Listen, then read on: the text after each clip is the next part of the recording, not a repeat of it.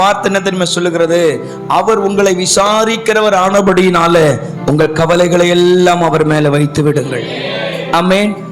கர்த்தர் மேல் பாரத்தை வைத்து விடு. அன்னாள் தேவ சமூகத்துல போய் முழங்கால் படிட்டு ரொம்ப கண்ணீரோடு ஜெபிக்கிறாங்க. அன்னாளுடைய புருஷன் ரொம்ப கொடுமையானவர் எல்லாம் இல்லை, ரொம்ப நல்ல மனுஷன். அன்னாளை ரொம்ப நேசிக்கிற ஒரு சகோதரன், நல்ல ஒரு தேவனுடைய மனுஷன். அவர் சொல்றாரு, 10 குமாரரை பார்க்கிலும் நான் உனக்கு ரொம்ப அதிகம் இல்லையா? நீ ஏன் எப்ப பாரு அழுதுகிட்டே இருக்கிற? ஏன் நான் உன்னை நேசிக்கிறேன், அது போதாதா? நமக்கு குழந்தைங்க இல்லைன்னா அது ஒரு பிரச்சனையே இல்லை அப்படின்னு சொல்லி ரொம்ப ஆறுதல் படுத்துறாரு. நல்ல குடும்பத்துல ஒரு பக்கம் அந்த அம்மாவுக்கு பிரச்சனைங்க இருந்தாலும், இன்னொரு பக்கம் அந்த சகோதரியை முழுமையாய் உயிருக்கு உயிரா நேசிக்கிற புருஷன் கூட தான் இருக்கிறாரு. ஆனா என்னதான் அந்த அம்மாவை நேசிக்கிற புருஷன் கூட இருந்தாலும் அந்த அம்மாவுடைய இருதயத்துல ஆறுதலே இல்லை. அவங்க எதை எதிர்பார்க்கிறாங்களோ அது அவங்களுக்கு நடக்கல.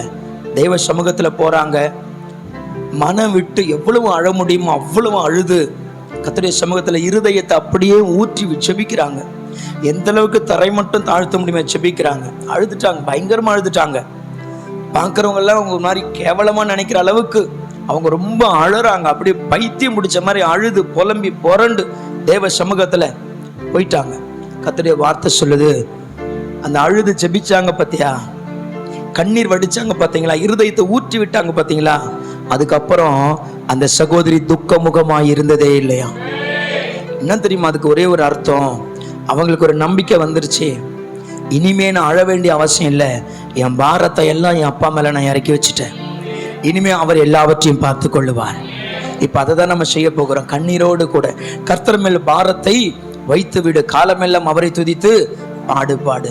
அதுக்கப்புறம் நமக்கு கவலையே இல்லை. காரணம், நம்மை அறிந்தவர், நம்முடைய தேவைகளை சந்திக்கிறவர் நம்ம கூட இருக்கிறார்.